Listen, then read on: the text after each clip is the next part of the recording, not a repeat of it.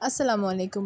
গণপ্রজাতন্ত্রী বাংলাদেশ সরকারের সিভিল সার্জনের কার্যালয় নাটোরে পুনর্নিয়োগ বিজ্ঞপ্তি প্রকাশ পেয়েছে। আপনারা যারা পূর্বে আবেদন করেছিলেন তাদের কিন্তু নতুন করে আবেদন করার প্রয়োজন নেই। আর যারা নতুন নাটোরের স্থায়ী বাসিন্দা আছেন তারা কিন্তু আবেদন করতে পারবেন।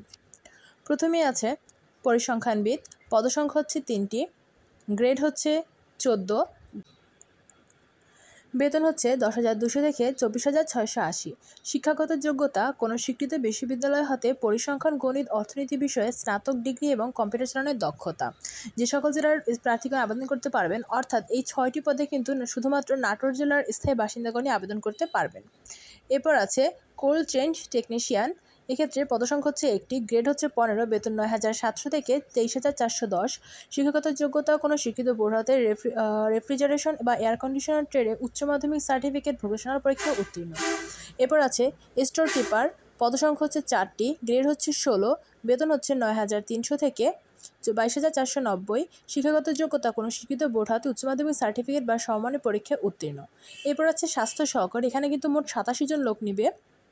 গ্রেড হচ্ছে ১৬, বেতন ৯,৩০০ থেকে ২২,৪৯০।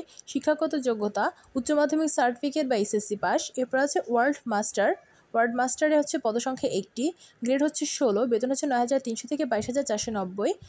আর শিক্ষাগত যোগ্যতা হচ্ছে উচ্চ মাধ্যমিক সার্টিফিকেট বা এসএসসি পাস। তারপর আছে ল্যাবরেটরি অ্যাটেন্ডেন্ট, পদসংখ্যা হচ্ছে ২টি, তারপর গ্রেড হচ্ছে ১৯ এবং বেতন হচ্ছে ৮,৫০০ থেকে ২০,৫৭০। শিক্ষাগত যোগ্যতা কোনো স্বীকৃত বোর্ড হতে মাধ্যমিক সার্টিফিকেট বা সমমান পরীক্ষায় উত্তীর্ণ। এখানে বলা আছে যারা পূর্বে আবেদন করেছিলেন তাদের কিন্তু নতুন করে আবেদন করার প্রয়োজন নেই, এবং যারা নতুনে আছেন তারা কিন্তু আবেদন করতে পারবেন। বয়স হচ্ছে ১৮ বছর থেকে ৩২ বছরের মধ্যে হতে হবে।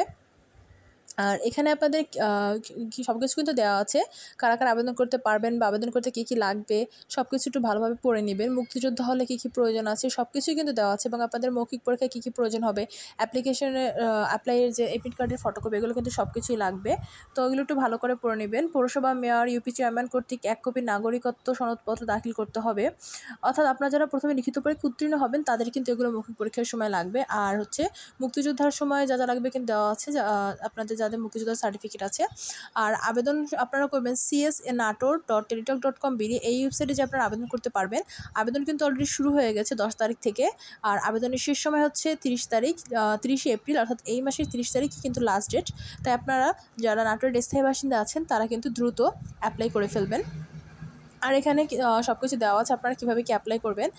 এখানে বলা হয়েছে ১ থেকে ৫ নংয়ের জন্য কিন্তু ১১২ টাকা অফারের যোগ্য, এবং ৬ নংয়ের জন্য ৫৬ টাকা অফারের যোগ্য টেলিটক সিমের মাধ্যমে জমা দিতে হবে। আর এখানে কিন্তু নিয়মাবলী দেওয়া আছে আপনারা কীভাবে আবেদন করবেন। আপনারা কিন্তু টেলিটক সিম থাকলে ঘরে বসে আবেদন করতে পারবেন। ধন্যবাদ।